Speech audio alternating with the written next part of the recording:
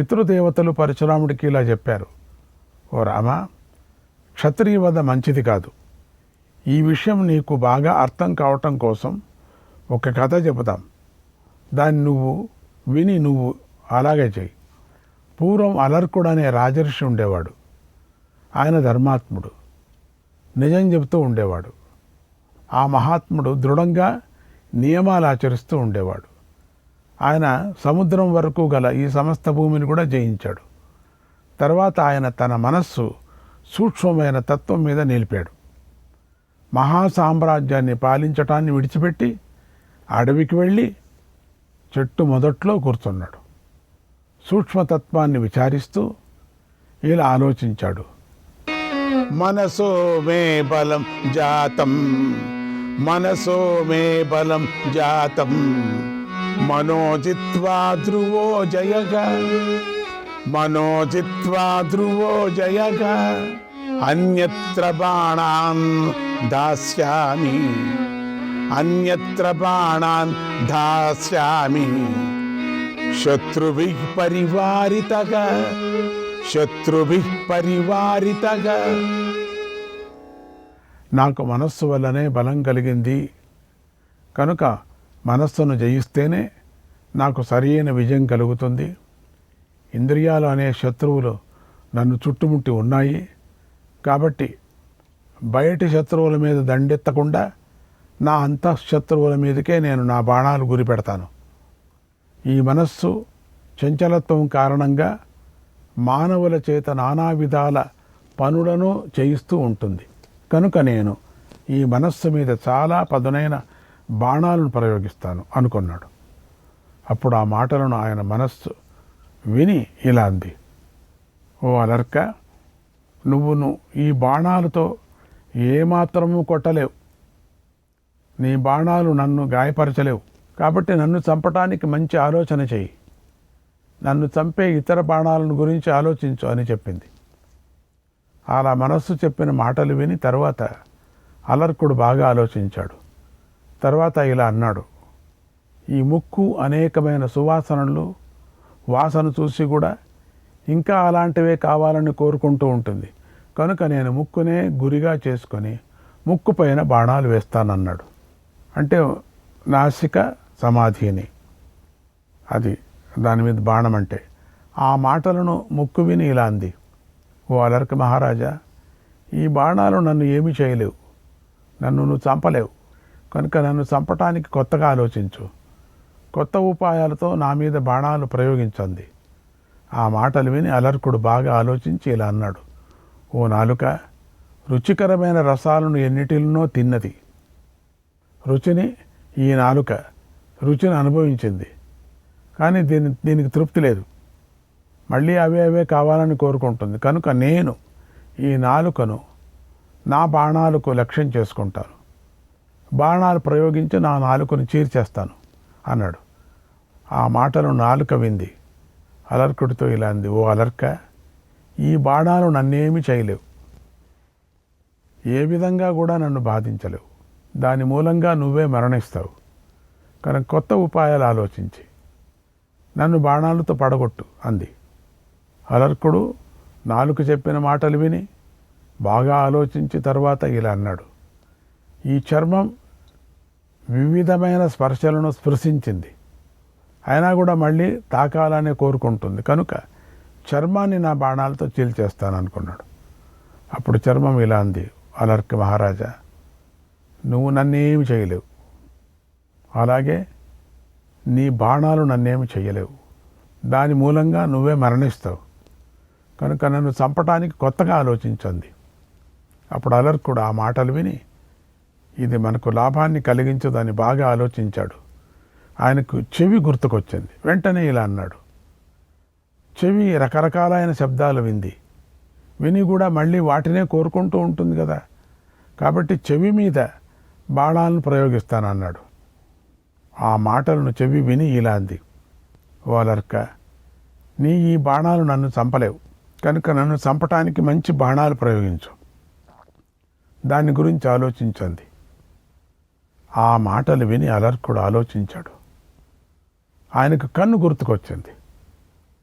వెంటనే ఇలా అన్నాడు, ఈ కన్ను చాలా రూపాలను చూసి కూడా ఎప్పుడూ వాటినే కోరుకుంటూ ఉంటుంది, కనుక ఈ కన్నును బాణంతో చంపేస్తాననుకున్నాడు.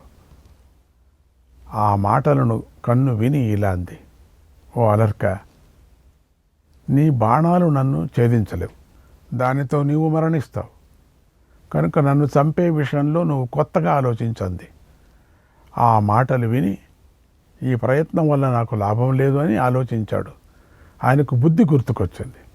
వెంటనే ఇలా అన్నాడు, ఓ బుద్ధి, తన జ్ఞానశక్తితో అనేక విధాలైన నిశ్చయాలు చేస్తూ ఉంటుంది, కనుక ఈ బుద్ధి ఎప్పుడు కూడా బాణాలను ప్రయోగిస్తానన్నాడు బుద్ధి మీద. ఆ మాటలను బుద్ధి విని ఇలా అంది, ఓ అలర్క, ఈ బాణాలు నన్ను అసలు తాకలేవు, నా మీద ప్రయోగించడం వల్ల నీకు ఏ ప్రయోజనము లేదు, చేకూరదు, నిన్నే చంపుతాయి, కనుక నన్ను కొట్టడానికి మంచి బాణాలు వెతుక్కో, మంచి ఉపాయం పన్నుంది. ఆ మాటలు విన్న తర్వాత అలర్కుడు చెట్టు కిందనే కూర్చొని ఘోరమైన తపస్సు చేశాడు. బాగా ఆలోచించాడు. కానీ దానివల్ల మనోబుద్ధులతో కూడిన పంచేంద్రియాలను కొట్టగల ఉత్తమ బాణం ఏది కూడా అలర్కుడికి తోచలేదు. దాంతో అలర్కుడు ఏకాగ్రచిత్తుడై మళ్ళీ ఆలోచించాడు. అప్పుడు అలర్కుడికి యోగానికంటే మేలు కలిగించే ఇంకొకటి లేదు అని తెలిసింది. వెంటనే మనస్సును ఏకాగ్రం చేసి అలర్కుడు నిశ్చలుడైపోయాడు. స్థిరంగా కూర్చొని ధ్యానయోగ సాధన చేయసాగాడు. అప్పుడు అలర్క మహారాజు ధ్యానయోగ అనే ఒకే ఒక బాణంతో వేగంగా ప్రయోగించాడు. దాంతో సర్వేంద్రియాలను కొట్టి ఓడించాడు. అలర్కుడు అలా ధ్యానయోగంతో ఆత్మలోకి ప్రవేశించి పరమసిద్ధిని, మోక్షాన్ని పొందాడు. ఈ విజయంతో అలర్కుడు ఆశ్చర్యపోయాడు. తన కథను తానే ఇలా చెప్పుకున్నాడు, ఇంతవరకు నేను బాహ్య కార్యాలలో మునిగిపోయి ఉన్నాను, లగ్నమై ఉన్నాను, అవే లోకం అనుకున్నాను, భోగాలను అనుభవించడం, కోరికలు తీర్చుకోవటంతోనే రాజ్యాన్ని ఉపాసించాను. ఇప్పుడు నాకు ధ్యానయోగాన్ని మించిన ఇంకొక సుఖం లేనే అనే విషయం నాకు చాలా ఆలస్యంగా తెలిసింది అన్నాడు. బుద్ధిమంతుడైన సాధకుడు ఇలా అలర్కుడిలాగా బాగా ఆలోచించి ఒక్కొక్క దాని మీద పట్టు సాధించాలి, నియంత్రించుకొని ధ్యానయోగ సిద్ధిని సాధించాలి అని గ్రహించాలి. కనుక ఓ పరశురామ, ఈ విషయాలను బాగా తెలుసుకో. క్షత్రియ నాశనం చెయ్యకు, ఘోరమైన తపస్సు చెయ్యి, దానివల్ల నీకు మేలు కలుగుతుంది అన్నాడు. తన పితామహులు ఈ విధంగా చెప్పగా పరశురాముడు వారి మాట విన్నాడు. ఘోరమైన తపస్సు చేసి పరమ దుర్లభమైన సిద్ధిని పొందాడు అన్నాడు ద్విజుడు. శ్రీకృష్ణాయ పరమాత్మనే నమః. 31వ అధ్యాయం. ద్విజుడు తన భార్యకి ఇలా చెప్తున్నాడు, లోకంలో 3 గుణాలే శత్రువులు. వృత్తి భేదంలో వాటిని 9 రకాలని చెప్తారు. హర్షం, ప్రీతి, ఆనందం అనేవి 3 సాత్వికాలైన గుణాలు. తృష్ణ, క్రోధం, ద్వేషం అనే 3 రాజసాలైన గుణాలు. అలసట, ఆలస్యం, మోహము అనే 3 తామసాలైన గుణాలు. శాంతచిత్తుడు, జితేంద్రియుడు, ఆలస్యం లేనివాడు, ధైర్యవంతుడైన పురుషుడు శమధమాదులైన బాణాలతో వెనుక చెప్పిన గుణాలను ఛేదిస్తాడు. కనుక ధైర్యవంతుడు ఇతరులను జయించటానికి ఉత్సాహపడతాడు. ఈ విషయం అర్థం కావటానికి ఒక కథ చెప్తాను. పూర్వం అంబరీష మహారాజు ఈ కథను చెప్పాడు. ఒకనాడు రాజ్యంలో దోషాల బలం పెరిగిపోయింది, సద్గుణాలు అణిగిపోయాయి. ఆ సమయంలో అంబరీష మహారాజు బలవంతంగా రాజ్యాన్ని తన చేతిలోకి తీసుకున్నాడు. ఆయన తన దోషాలను అణిచివేసి ఉత్తమ గుణాలను ఆదరించాడు. అందువల్ల ఆయనకు గొప్ప సిద్ధి కలిగింది. అప్పుడు ఆయన తన గురించి ఇలా చెప్పాడు, నేను అనేక దోషాలను జయించాను, సమస్త శత్రువులను నాశనం చేశాను. కానీ నాలో ఇంకో గొప్ప దోషం మాత్రమే మిగిలిపోయింది. దానిని నాశనం చేసుకోవచ్చు, కానీ దానిని నేను ఇంతవరకు నాశనం చేయలేకపోయాను. ఆ దోషం ప్రేరేపించడం వల్లనే ఏ ప్రాణికి కూడా వైరాగ్యం కలగదు. తృష్ణకు వశుడైన మానవుడు లోకంలో నీచకర్మల వైపు పరుగులు తీస్తాడు, జాగ్రత్తగా ఉండడు. దాని ప్రోత్సాహంతో ప్రేరేపించబడిన వాడు ఇక్కడ చేయకూడని పనులను కూడా చేస్తాడు. ఆ దోషం పేరే లోభం. దాన్ని మానవుడు జ్ఞానం అనే ఖడ్గంతో ఖండించి సుఖపడతాడు. లోభం వల్ల తృష్ణ కలుగుతుంది, తృష్ణ వల్ల చింత కలుగుతుంది. లోభి అయిన వాడు మొదట అనేకమైన రాజస గుణాలను పొందుతాడు. తర్వాత అతడికి అధికంగా తామస గుణాలు కూడా కలుగుతాయి. ఆ గుణాల వల్ల అతడు ఈ దేహ బంధనంలో ఇరుక్కొని పోతాడు. పలుమారులు జన్మిస్తూ ఉంటాడు, రకరకాలైన కర్మలు చేస్తూ ఉంటాడు. చివరకు జీవితం అంతమయ్యే సమయాన్ని రాగానే అతడి శరీర తత్వాలన్నీ విడిపోయి చల్లా చెదురవుతాయి. అతడు మరణిస్తాడు, మళ్ళీ జనన మరణ బంధంలో పడతాడు. కాబట్టి ఈ లోభ స్వరూపాన్ని బాగా తెలుసుకొని దీనిని ధైర్యంగా అణిచివేసి ఆత్మరాజ్యం మీద అధికారం పొందటాన్ని కోరుకోవాలి. నిజానికి వాస్తవమైన స్వరాజ్యం ఇదే. ఇది ఇంకో రాజ్యం ఏదీ కాదు. ఆత్మను గురించి యథార్థ జ్ఞానం కలిగిన తరువాత అదే రాజ్యం అవుతుంది అన్నాడు. ఇలా అంబరీష మహారాజు లోభం అనే ఒక దుర్గుణాన్ని ఖండించాడు, కీర్తిమంతుడయ్యాడు, ఆత్మరాజ్యాన్ని పొందాడు. తన కథను తానే చెప్పుకున్నాడు అన్నాడు ద్విజుడు. శ్రీకృష్ణాయ పరమాత్మనే నమః. 32వ అధ్యాయం. ద్విజుడు తన భార్యకు ఇలా చెప్తున్నాడు. దేవి, ఈ విషయంలో విప్రజనులకు మధ్య ఒక సంవాదం జరిగింది. దాన్ని చెబుతున్నాను విను. ఒకనాడు జనక మహారాజుకు ఒక విప్రుడు ఒక తప్పు చేసి దొరికాడు. అప్పుడు ఆయన విప్రుడిని శిక్షిస్తూ ఈ దేశాన్ని విడిచి వెళ్ళు అని తీర్పు చెప్పాడు. అది విన్న విప్రుడు ఏం చేశాడు? ఆ జనకుడితో ఇలా అన్నాడు, ఓ రాజా, నువ్వు ఇప్పుడు నీ అధికారంలో ఉన్న రాజ్యపు సరిహద్దుల గురించి చెప్పు. అలా చెబితే నేను మరొక రాజ్యానికి వెళతాను. శాస్త్రానుసారంగా నేను నీ మాట పాటిస్తానన్నాడు. అప్పుడు జనక మహారాజు ఆ మాటలు విని నిట్టూర్పులు విడిచాడు. ఏమీ మాట్లాడలేకపోయాడు. బాగా ఆలోచించసాగాడు. అప్పుడు ఆ రాజుకు మోహం కలిగింది. తర్వాత జనకుడు ఒక్క క్షణంలో తేరుకున్నాడు. మోహం విడిచి విప్రుడితో ఇలా అన్నాడు, అయ్యా, నేను ఈ రాజ్యాన్ని నా తాత ముత్తాతల నుండి పాలిస్తున్నాను. అందుచేత నాకు దీనిపై అధికారం ఉంది. అయినా లోతుగా ఆలోచిస్తే ఈ సమస్త భూమిలో మాత్రం ఎంత వెతికినా నా దేశం ఎక్కడ ఉన్నదో కనిపించలేదు. మిథిలా నగరంలో కూడా నిరాశ ఎదురయ్యింది. చివరకు నా ప్రజల మీద నాకు గల అధికారాన్ని వెతికాను, కానీ వారిపైన కూడా నా అధికారం నిశ్చితంగా లేదు. అందువల్లే నాకు మోహం కలిగింది. ఆ మోహం విడిచిపెట్టిన తర్వాత నాకు ఒక నిశ్చయం కలిగింది. ఒక దృష్టితో చూస్తే ఎక్కడా నా రాజ్యం లేదు, అంతటా నా రాజ్యమే ఉంది అని తెలిసింది కూడా.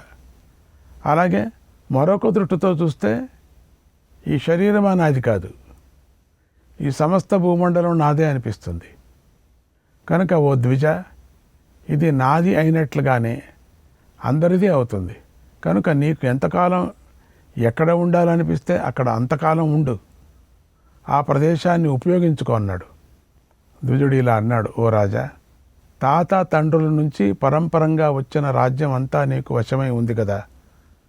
మరి ఏ బుద్ధిని ఆశ్రయించి దీని మీద మమకారం వదిలావో చెప్పు. అలాగే ఏ బుద్ధిని ఆశ్రయించి సమస్తము నీ రాజ్యమే అని నువ్వు అనుకున్నావో చెప్పు. నాది అనేది ఏదీ లేదు అని ఎందువల్ల అనుకుంటున్నావు? దాని గురించి కూడా చెప్పు అని అడిగాడు. అప్పుడు జనకుడు చెప్తున్నాడు, ఓ విప్ర, ఈ ప్రపంచంలో కర్మల వల్ల కలిగే అన్ని అవస్థలు ఆద్యాంతాలు కలవే అనే విషయం నాకు బాగా తెలుసు. కాబట్టి ఏ వస్తువు నాది అని నాకు అనిపించలేదు. ఏ వస్తువు ఎవరిది, ఈ ధనం ఎవరిది అని వేదవాక్యం ఉన్నది కదా. నేను నా బుద్ధితో ఆలోచిస్తే ఏ వస్తువు నాది కాదు అనిపించింది. కనుక ఈ బుద్ధిని ఆశ్రయించి నేను మమకారాన్ని విడిచిపెట్టాను. ఏ బుద్ధిని ఆశ్రయించటం వల్ల అంతా నాదే అనే భావం కలుగుతుందో చెబుతాను విను. ముక్కులోకి వచ్చిన వాసనను కూడా నేను నా కోసం కావాలని కోరుకోను. కాబట్టి నేను జయించిన భూమి ఎల్లప్పుడూ నా వశంలోనే ఉంటుంది. నోటిలోకి వచ్చి ఉన్న కూడా రసాలను నా కోసమని నేను కోరను. అందువల్లే నేను జలాన్ని జయించాను. కనుక జలం ఎప్పుడూ నా వశమై ఉంది. నా కన్నులకు విషయమైన రూపాన్ని కానీ జ్యోతిని కానీ నా సుఖం కోసం అనుభవించాలని కోరను నేను. కనుక నేను జ్యోతిస్సును జయించాను. అందువల్ల ఎల్లప్పుడూ జ్యోతిస్సు నా వశంలోనే ఉంటుంది. నా శరీరానికి తగలటం చేత స్పర్శ వల్ల కలిగే సుఖాలను నాకు కావాలని కోరుకోను. అందువల్ల నేను వాయువును జయించాను. కనుక నిత్య వాయువు నా వశంలో ఉంటుంది. నా చెవిలో పడిన శబ్దాలను నేను నా సుఖం కోసం కోరుకోను. కనుక నేను శబ్దాలను జయించాను. అందువల్ల అవి నిరంతరము నా వశంలోనే ఉంటాయి. నా మనస్సులోకి వచ్చే విషయాలను కూడా నా సుఖం కోసం కోరను. కనుక నేను నా మనస్సును జయించాను. కనుక మనస్సు నిత్యం నా వశంలో ఉంటుంది. అందువల్ల నేను చేసే సమస్త కార్యారంభాలు దేవతల కోసం, పితృదేవతల కోసం, ప్రాణాల కోసం, ప్రాణుల కోసం, అతిథుల కోసం మాత్రమే అవుతాయి అన్నాడు. ఇది సాధకుడు క్రమంగా జయించే విధానం. దీనివల్ల బ్రహ్మప్రాప్తి కలుగుతుంది. జనక మహారాజు ఇలా చెప్పగానే విప్రుడు నవ్వుతూ ఇలా అన్నాడు, ఓ జనక మహారాజా, నేను ధర్మదేవతను. నిన్ను నేను పరీక్షించాలని ఇలా విపర్రూపంలో వచ్చాను. నువ్వు ఒక్కడవే ప్రపంచంలో సత్వగుణం చుట్టుకొని ఎప్పుడూ వెనకకు తిరగని బ్రహ్మప్రాప్తి రూపమైన చక్రాన్ని తిరుపుతున్నావు. నీలాగా మరెవరూ లేరు అని ఆశీర్వదించాడు. అన్నాడు ద్విజుడు. శ్రీకృష్ణాయ పరమాత్మనే నమః. 33వ అధ్యాయం. ద్విజుడు తన భార్యకు ఇలా చెప్తున్నాడు, ఓ దేవి, నువ్వు బుద్ధితో నన్ను గద్దిస్తున్నావు. నేను అలాంటి వాడిని కాను. నేను ఈ లోకంలో దేహాభిమానులలాగా కర్మను ఆచరించడం లేదు. నాకు పాపపుణ్యాల పట్ల ఆసక్తి ఉన్నట్లుగా నువ్వు భావిస్తున్నావు. కానీ నిజానికి నాకు వాటి మీద ఆసక్తి లేదు. ద్విజుడిని, జీవన్ముక్త మహాత్ముడిని, వానప్రస్థుడిని, గృహస్థును, బ్రహ్మచారిని అన్నీ నేనే. ఈ భూమి మీద కనిపించే దానిలో అంతటా నేను వ్యాపించి ఉన్నాను. లోకంలో ఉండే స్థావర జంగమ ప్రాణులకు అన్నిటికీ నేను అంతకుడిని అని తెలుసుకో. కట్టె పుల్లలకు అగ్ని వంటి వాడని తెలుసుకో. ఈ భూమిలోనూ స్వర్గంలోనూ ఉన్న రాజ్యాన్ని అంతా నా బుద్ధి తెలుసుకుంటుంది. బుద్ధియే నాకు ధనం. బ్రహ్మచర్యం, గృహస్థాశ్రమం, వానప్రస్థం, సన్యాసం అనే ఈ ఆశ్రమాల్లో ఉండే బ్రహ్మవేత్తలైన ద్విజులందరి మార్గం వేరు కాదు, ఒకటే. వారు అనేక విధాలైన చిహ్నాలను ధరించి కూడా ఒకే బుద్ధిని ఆశ్రయించుంటారు. భిన్న భిన్న ఆశ్రమాల్లో ఉన్న వారి బుద్ధి శాంతి సాధనలో లీనమై ఉంటుంది. సర్వనదులు చివరకు సముద్రంలో కలుస్తాయి. అలాగే వారు చివరకు సత్యరూపమైన బ్రహ్మాన్నే పొందుతారు. శ్రీకృష్ణాయ పరమాత్మనే నమః.